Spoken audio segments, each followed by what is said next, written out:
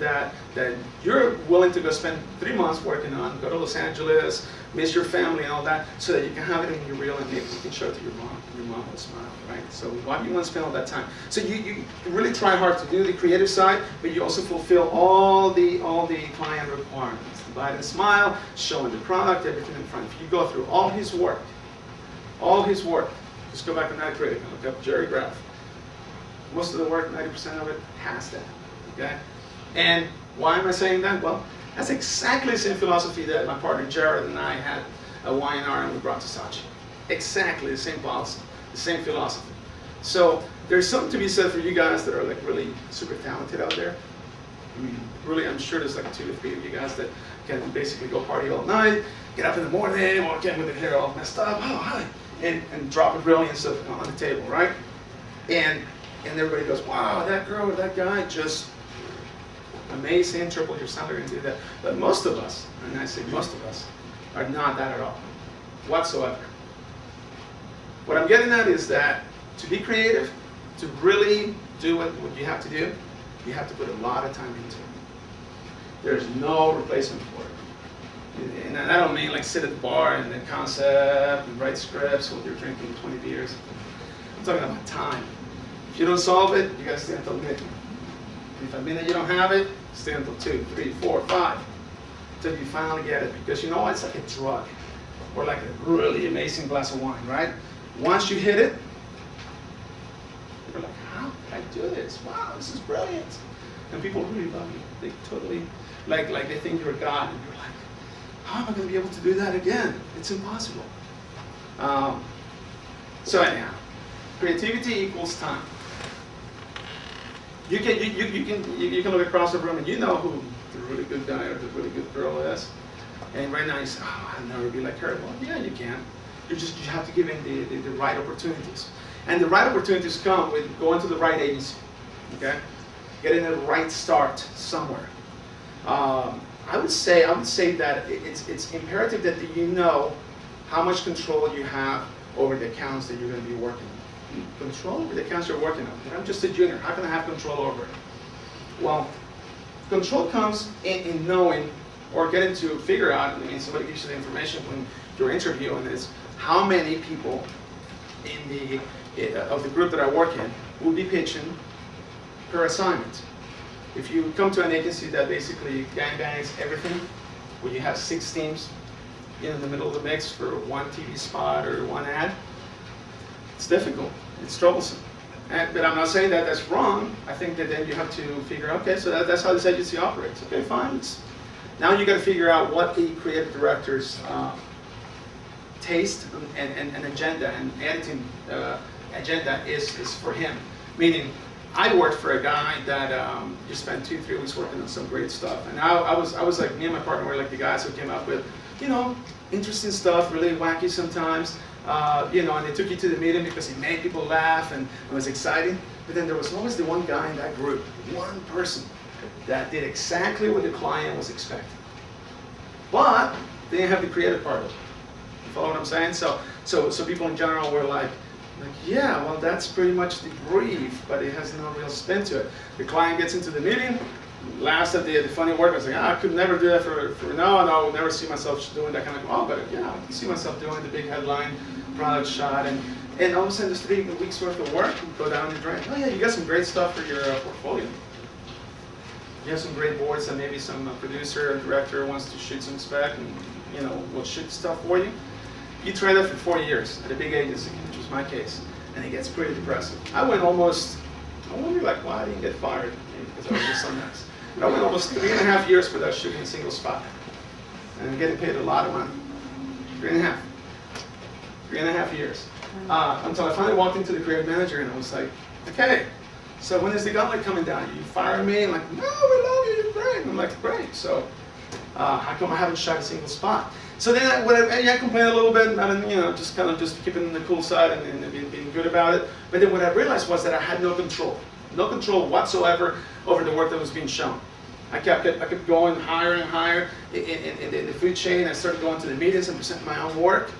And then all of a sudden I realized that the old man that I worked for sometimes wouldn't even show the great work. He'd like totally look you in the face like, oh yeah, this is great work. But but you know, for another meeting. And you wouldn't even know. There's a lot of that in the business. So somehow, however you do it, you got to figure out what the controlled agenda is within the agency. So that takes me to Saatchi. So I go work for Pete Johnson. Pete Johnson used to be the on-air creative director at the Cartoon Network. 8 years ago, the hottest thing to go work for. Just totally funny, great guy, whatever. He fell in love with my partner and I. Mostly because the issues he was battling in Saatchi were the same issues that I was dealing with at Y&R with Campbell's. And he really loved the work. He loved the work. When I was leaving Y&R, a couple of guys at Y&R said to me, "Oh, you're going to do great." You know why? Because the guy who hired you really has to look good in front of Tony Granger. Anything you'll do when somebody actually hires you, it's going to be great, because that person that hired you really likes your work, and it's obvious. And to me, in 10 years, it didn't dawn on me. It didn't dawn on me that was the case. So you have to be honest with yourself.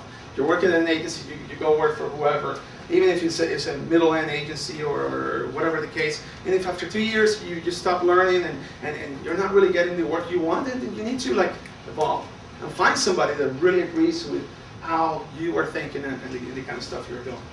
All right, so that takes me to my cheat sheet right here. Follow your heart, creativity this time. The work, okay? So in terms of the work that goes in your portfolios,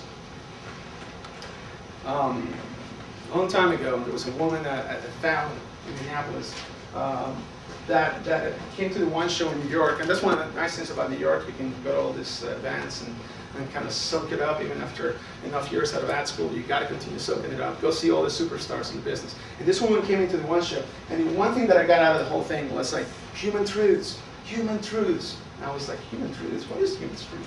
What are observations that are like really real? And so I went back to the annuals and I went back to her work, and eureka! Wow, that's what people really like. Nobody ever taught me that in ad school. I don't know, maybe somebody did, but I wasn't paying attention. Right? Worrying about partying too much.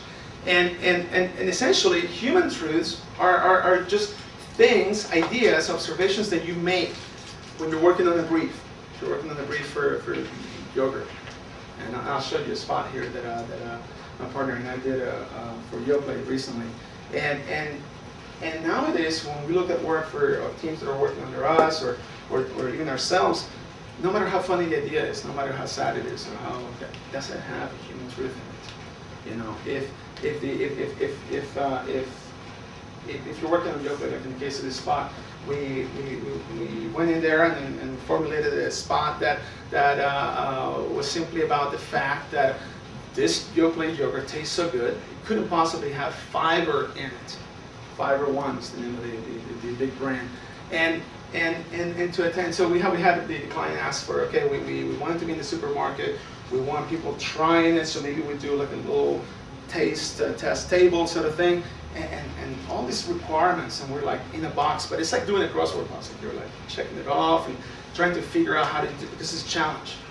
And we're like, how do we put human truth into it? And we simply put we're like, oh, old ladies go to, supermarkets, right? And when they are in supermarkets, they, they're nagging and they do this and do that. And all of a sudden we had the spot where the lady was coming in and she had tried all the samples at the table, and she was looking for the fiber, physically looking for the fiber, but the Yoplait stuff is just like beautiful, liquid, very yummy. And then all of a sudden the clerk basically tells her that, well, it has a certain amount of fiber in it, and you basically have had a day's worth of fiber because she's had 5 of them. So he basically sort of nicked her in the side, and we can all relate to that old lady who's always doing all the tastes and so forth. Not the biggest human truth, but it's a very simple human truth where you can actually connect to the person that's actually the viewer, watching the commercial or reading the commercial. So, human truths allow you to, more importantly than anything, to have a viewer actually believing what you're actually producing. Okay? You guys remember that fantastic ad for Mercedes-Benz that won the Cannes Lion years ago? where the cars,